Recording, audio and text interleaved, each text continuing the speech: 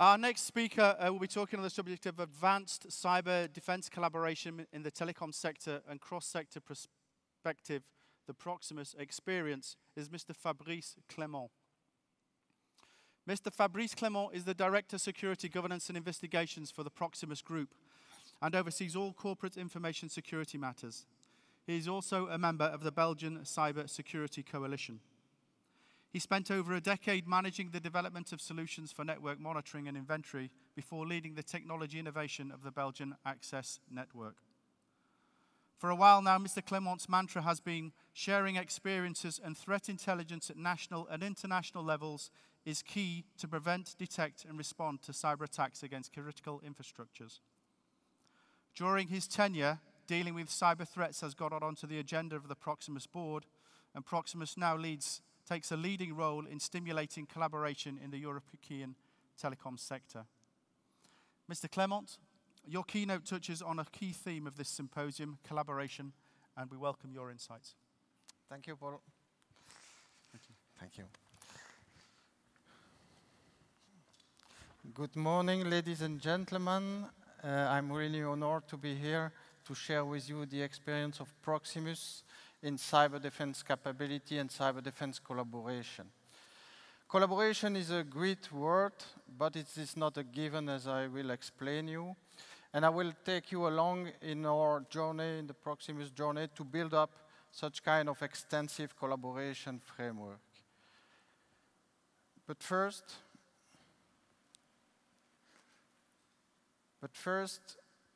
I think every day we wake up hearing news, breaking news about large attacks, large data breach that could have been impacting your organization. It has important financial impact. It has disruption on our business operations. It has disruption on our reputation. So we are all looking to avoid this kind of attacks or this kind of breach. And we do invest a lot in our cyber defense capabilities. So we all see that there is something next. We see that there is the zero-day vulnerability.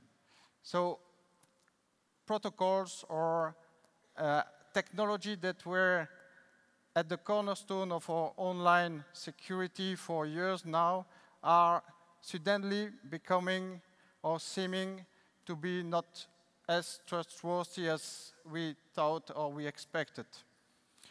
I think about SSL, which had a problem. I think about batch, which is used in almost all the Unix systems and which has a flow also.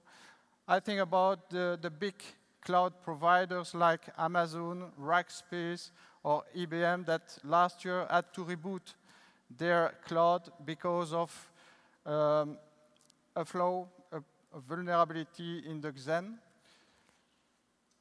So we are all seeing the same. We see malware, we detect malware every day. We are facing cyber incident every day in large organizations like us. We see crypto locker, which could disrupt our business operations. We see DDoS attack, 1 gig, 10 gigs per second. We see phishing campaigns targeting our customers or our employees, stealing passwords, stealing confidential information. We see also social engineering targeting your financial employee, trying to make transaction of money. So we are all looking to increase our cyber defense capability. And we invest a lot in increasing this cyber defense capability, preventing our services to be vulnerable, so investing in the development, the security in the development life cycle. We do monitor everything, 24/7. When we detect something, we analyze thoroughly. We're using powerful forensic tools. We gather intelligence to increase our monitoring coverage. And we do incident response. We try to contain the business impact of every incident. Is it enough? I don't think so. Not all the organization has reached already this level of maturity, but I do not believe it is enough. There is a next level, what I would call collaboration.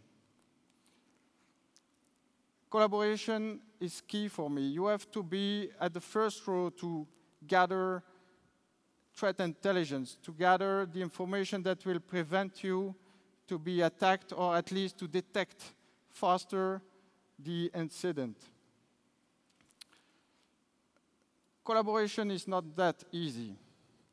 And I will explain you that we started already 10 years ago to build up a kind of structural collaboration framework. We started with the telecom sectors 10 years ago, about 10 years ago. There we gathered all the big players in Europe. I mean, Dutch Telecom, British Telecom, KPN, Orange, Swisscom, and so on. We gathered them in an organization, in a collaboration platform called ETIS, and Proximus is leading the security working group of ETIS. There we were focusing first on exchanging information on information security at large. So making benchmark between us, trying to grow, to learn from each other, to grow together. And then 3 years ago, we started a new working group, a sub-working group, focusing on security operations and incident handling. Now we are bringing that collaboration to a next level. We do start to exchange information on indicator of compromise and threat intelligence in an automated way through a MISP platform. We just concluded a pilot project, a successful pilot project. Then I thought we should also have a collaboration framework at national level, but not only in the telecom sector. That's why we, together with 50 organizations, we brought the industry sector together with the academic sector, so the big universities in Belgium, together with the public sector, so the Federal Computer Crime Unit, the Military Intelligence Services, the Privacy Commission, the regulator for the telecommunication and the banks. So we brought them together in a platform which is called the Cyber Security Coalition. And there we are exchanging experience, information for security at large, but we have also started a collaboration framework for the different CSIRT of these organizations. So it is called the Inter-CSIRT Collaboration Framework. Our goal there is really to raise awareness. We will launch a large awareness campaign next month to the large public. We shared experience, as I told you, and we are coordinating this kind of cross-sector initiatives. We will also issue a guide to handle cybersecurity incident. Our collaboration framework is more extensive than that. We have also direct and close relationship with national and international authorities like the CERT, CERT EU, the Europol, NISA, and so on. And we do have also privileged relationship with industry researchers, which their core business is to be on the top of the criminal organizations. But where should you start? Because collaboration is not a given, as I told you. So we have to start gradually. And there is a whole world of knowledge that can be shared. There is not only the indicator of compromise or the threat intelligence. I still believe, and I really believe, that we should share also information about how to organize our cyber defense capabilities. We should share also which kind of tools are really effective to monitor or to detect. We should share also the incident response and management capability. How do you classify your incident? How do you make gradual escalation?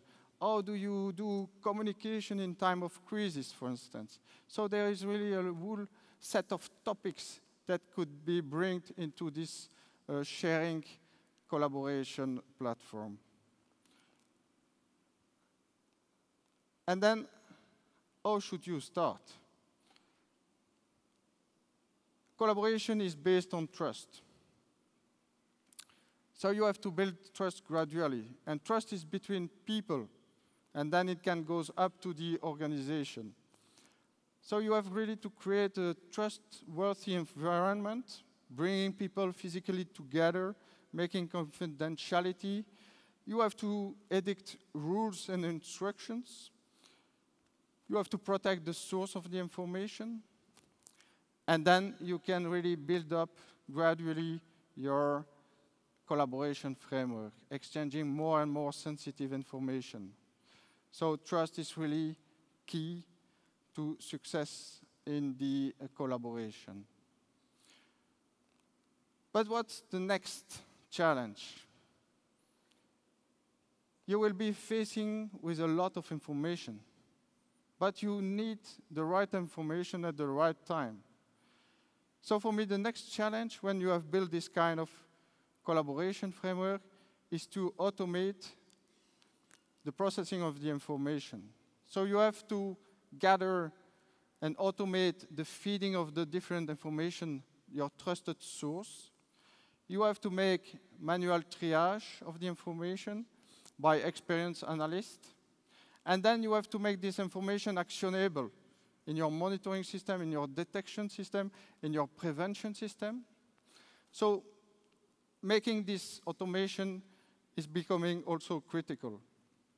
That's why we have Proximus has engaged with industry leaders to build up a CTI, CSI platform that we will bring also to the benefit of our stakeholders. I'm really happy to have engaged in this in building and developing this extensive collaboration framework. And I'm quite convinced that we will not have reached the current level of maturity in cyber defense without having exchanged and growth together with our partners. So thank you very much for your attention, and I am open for questions, if there are some questions.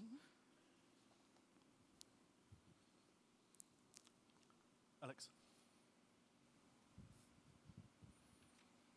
I think we have a lot of time for questions. Monsieur Clément, thank you very much for this great presentation. Thank you for the work and you and your partners are doing. My question is regarding the antivirus search engines and several other products manufactured by hostile countries and are deployed throughout Europe and throughout NATO boundaries. So we believe in free market, but nonetheless, they are exporting these products with a dual capability, and at the single press of a button, you know, it can be weaponized, aiming us. So do you think perhaps the industry or the governors should start putting more restrictions just like the EU sanctions? Thank you very much. Yeah, this is a whole debate. I don't think we will have really time to debate about that. My view is that antivirus is really essential. So you have to have different defense lines with different antivirus on your endpoint, on your gateways, and so on. Now about the information that you could gather, or at least that should feed this antivirus, I still believe that we need also other trusted source, which could be privileged information that would be upfront of the antivirus. So I would say antivirus would be the second line of defense in this case. So I do really believe that we need to get privileged information, trusted information upfront before that the antivirus are updated. No, I think that there might be a lot of discussion about that, but. Thank you very much. Are there any more questions?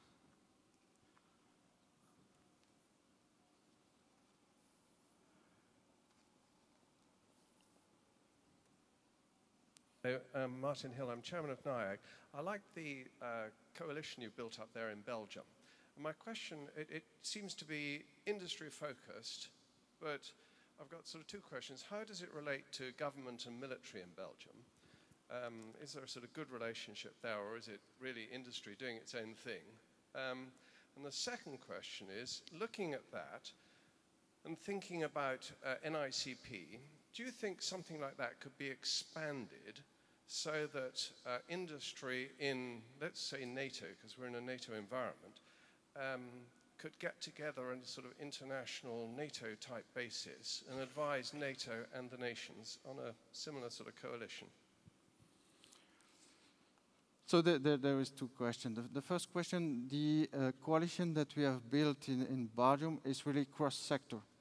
I mean, there is not only the industry, and when we speak about the industry, we have the banking sector, we have the insurance sector, the telecom sector with the different competitors in Belgium together in the same coalition. But we have also the public sector and the authorities. And I mentioned the Federal Computer Crime Unit, so the police, but we have also the military intelligence services, part of this coalition. We do have the regulators, but we have also some important authorities like the different ministries in Belgium embedded in this coalition. We do have also the CCB, what we call the CCB, so the new Center for Cybersecurity in Belgium, which is joining the coalition, which will join the coalition. We have the CERT, the Belgian CERT, which is part of the coalition.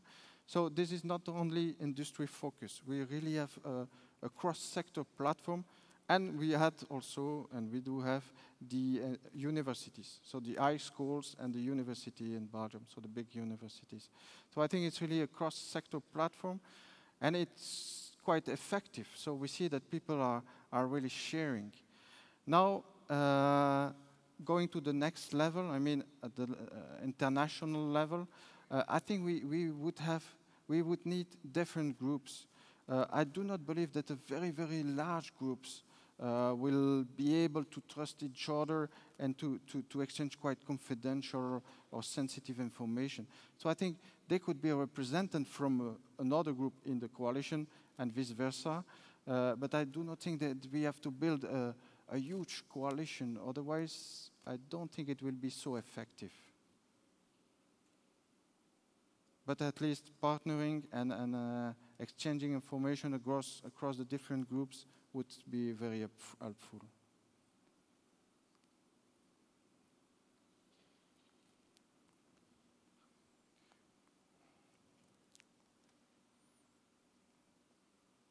Yes, thank you for the interesting presentation. My name is Colonel Thalmeier. I'm from the Military Theatre of Austria. Quite interesting was your point about automatization for distribution of indicators of compromise, for example. How do you do that? Because if you have indicators of compromise, then you have to do sanitation, false positives to separate, for example, and then to distribute the information to the stakeholders. How do you do that? So, because our perspective is you have to distribute this information, or you can distribute this information, but then what the responsible CERT, for example, is doing with that is their responsibility, because they are responsible for their networks. And especially, which organization do you have behind this approach, for example, to collect the information, then to make it clear what is false, what is positive, and then to distribute, and who is responsible. If you are, for example, have access to a security incident event management system, and you have distributed wrong information, for example. Thank you. So again, this should be gradually and with phases. The experience that we have, we participated to a pilot project cross-sector before, and I think Chris will mention that in a few minutes. Now we have a strong experience within the European telecom sector. There is no one size fits all, or there is no one solution for automation, and at least to make sure that you have the accurate information, not too much false positive. It will come gradually, and I still believe that full automation is not achievable. You still need some experienced people that can do some manual triage. So making the information fully actionable for your infrastructure, because when sharing between telecom operators, this is not that much a problem, because we do have all the same infrastructures. We do have all the same mobile network, fixed network, or even the IT systems that you are using. So I think there, within the same sector, there is not that much that you have to do. Now, crossing the sectors, I think there is really a need to still have manual triage behind the collect of information. And you have to make it really actionable, so relevant for your infrastructure, for your context. I don't know if it is answering your question.